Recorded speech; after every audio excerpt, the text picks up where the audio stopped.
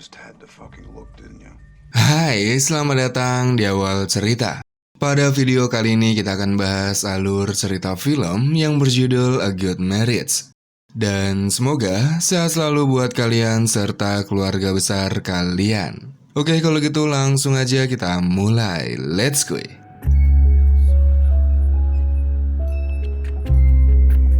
Diawali dengan sebuah pesta yang diadakan oleh sebuah kantor akuntan.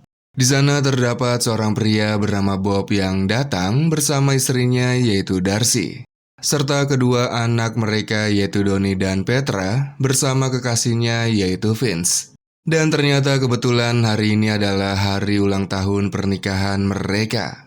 Lantas Bob memberikan sebuah anting berbentuk ikan dikarenakan Darcy berzodiak Pisces. Darcy pun terharu dan senangnya bukan main.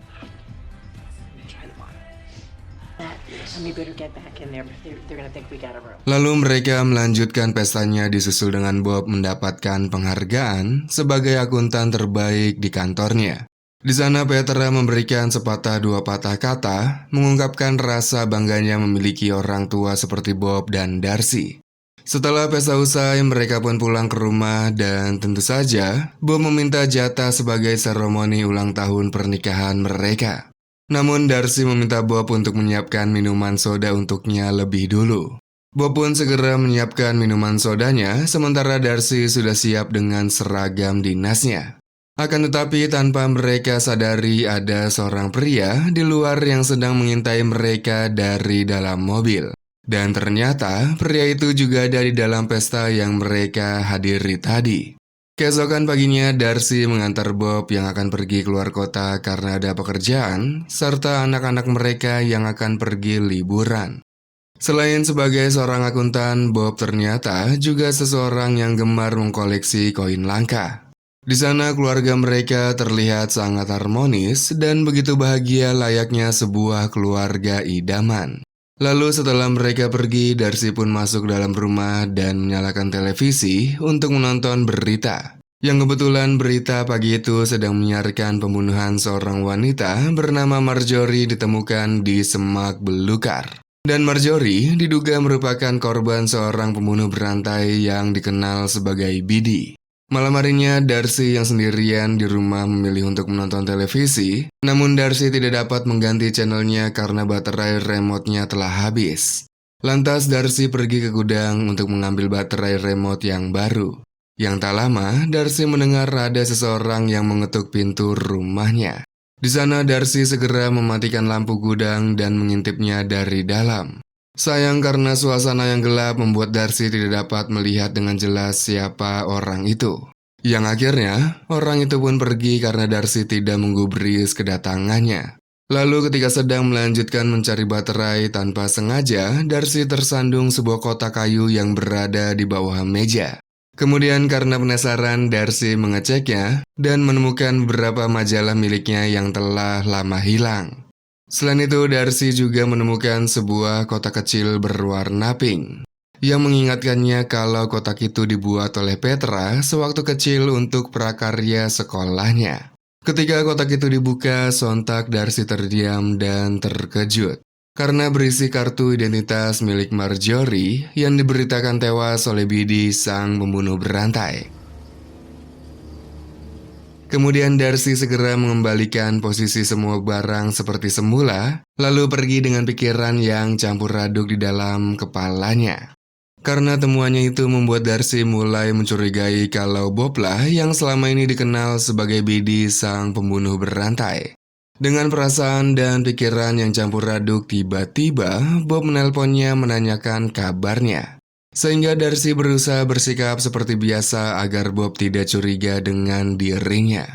Namun Bob yang telah menikah dengan Darcy selama 25 tahun lamanya, tentu saja mengetahui kalau Darcy sedang menangis.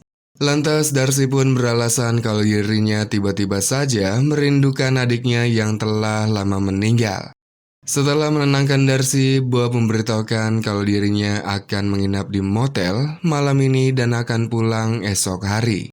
Mengetahui hal itu, lantas Darcy segera mencari informasi lebih jauh tentang Bidi, yang ternyata korbannya begitu banyak dan semuanya merupakan wanita. Selain itu, Bidi juga selalu meninggalkan sepucuk surat setelah melakukan aksinya. Bahkan Darcy sangat terkejut ketika melihat foto Marjorie menggunakan anting sama persis dengan anting yang diberikan oleh Bob sebagai kado ulang tahun pernikahan mereka. Darcy pun tidak menyangka dan percaya tidak percaya kalau selama 25 tahun dirinya hidup bersama seorang pembunuh berantai. Hal itu membuat Darcy mulai berhalusinasi kalau dirinya akan menjadi korban Bidi berikutnya. Lalu, Darcy pergi ke kamarnya dan terpaksa meminum obat penenang sebelum tidur. Sementara di tempat lain, Bob yang sedang berada di luar kota lagi asik ngopi di sebuah coffee shop sambil memperhatikan seorang wanita. Yang nampaknya, Bob telah menemukan korban selanjutnya. Lantas Bob mengikuti wanita itu dengan mobil dari belakang, namun sepertinya Bob berubah pikiran sehingga ia memilih pulang ke rumah. Di mana hal itu membuat anjing menggonggong sehingga Darcy pun terbangun. Khawatir ada seseorang yang datang, Darcy perlahan beranjak dari tempat tidur dan pergi mengeceknya. Kemudian setelah memastikan di lantai bawah tidak ada seorang pun, Darcy pergi kembali ke kamarnya dan ternyata di sana sudah ada Bob. Di sana Bob mengatakan kalau mereka harus berbicara saat itu juga, karena setibanya di rumah, Bob menemukan kotak kecil miliknya yang berada di gudang telah berpindah posisi, serta memeriksa riwayat pencarian di komputer yang ternyata belum dihapus oleh Darcy. Sehingga membuat Bob menganggap kalau Darcy telah menemukan rahasianya yang telah ia simpan selama ini. Di mana kecurigaannya itu muncul ketika Darcy mengangkat teleponnya seperti orang yang sedang menangis. Yang akhirnya, Bob membongkar semua rahasianya dengan raut wajah biasa saja tanpa bersalah. Di sana, Bob mengaku kalau dirinya tidak pernah melukai para wanita itu, karena yang melakukan semua itu adalah Bidi yang merupakan kepribadian Bob yang lain. Atau dengan kata lain, Bob memiliki dua kepribadian. Lalu karena Darcy telah mengetahui semua rahasianya, Bob pun pasrah kalau dirinya harus tertangkap oleh polisi. Namun Bob sangat yakin kalau Darcy tidak akan melaporkan dirinya ke polisi karena Darcy sangat menyayangi anak-anaknya dan tidak ingin keluarganya berantakan. Lagi pula kalau Darcy melaporkan ke polisi hanya akan membuat polisi beranggapan kalau Darcy terlibat dalam semua kejahatan yang dilakukan oleh Bob. Hal itu karena tidaklah mungkin setelah puluhan tahun hidup bersama, Darcy tidak mengetahui apapun tentang suaminya. Lantas Bob mengajak Darcy untuk melupakan semua yang ditemukan olehnya. Sementara Darcy yang mendapat pengakuan Bob secara langsung membuat dirinya sangat kecewa, bahkan merasa tidak aman jika sedang bersama dengan Bob. Sampai-sampai ketakutannya terbawa dalam mimpi. Shame and humiliation. Stop it, don't say that. Okay, just let me think about it, Bob.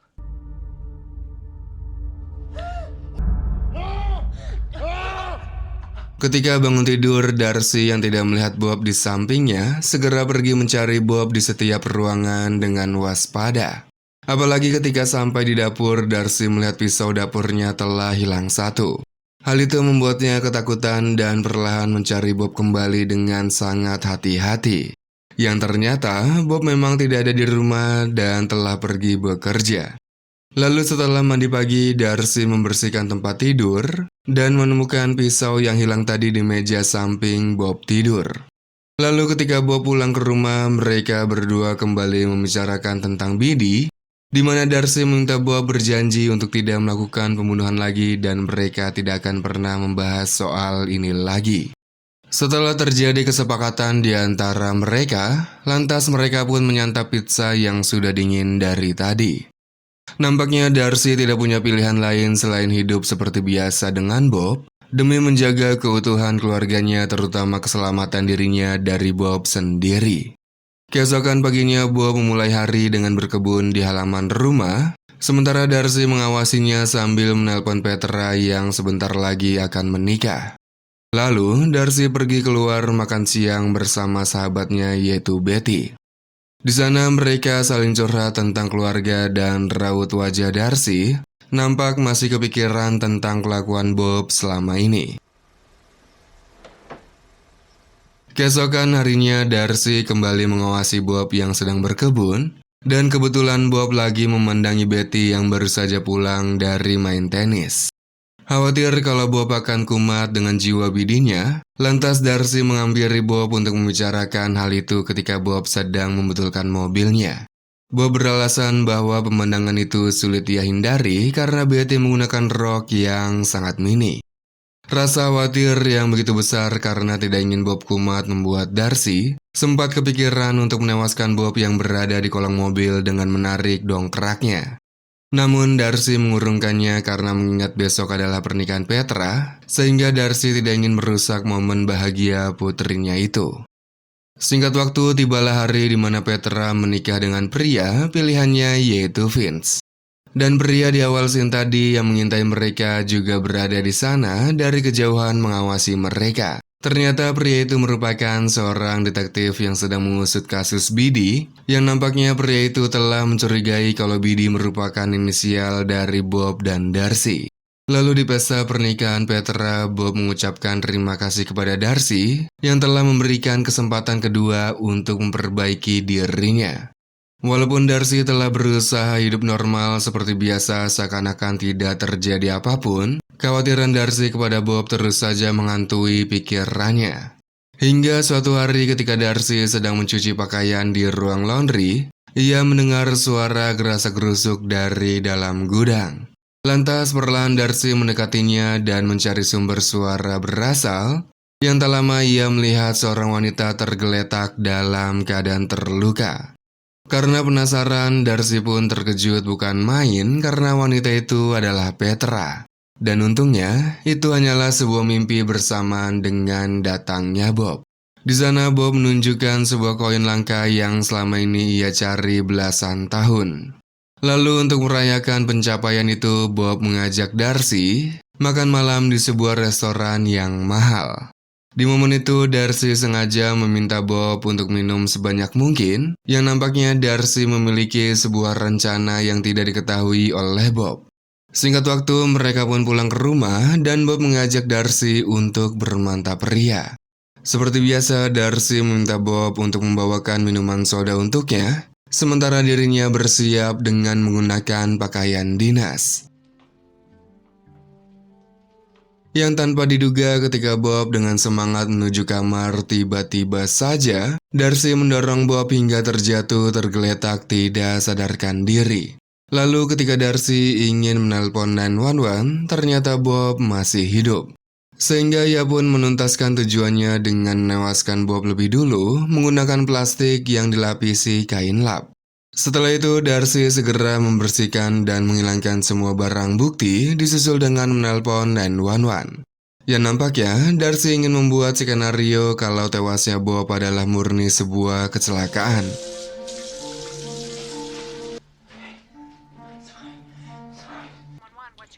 Hello, this is Darcelyn Anderson calling. Lalu di pemakamannya Bob, Darcy mengikut sertakan anting pemberian Bob untuk dikubur bersamanya karena anting itu merupakan barang bukti sehingga ia ingin melenyapkannya.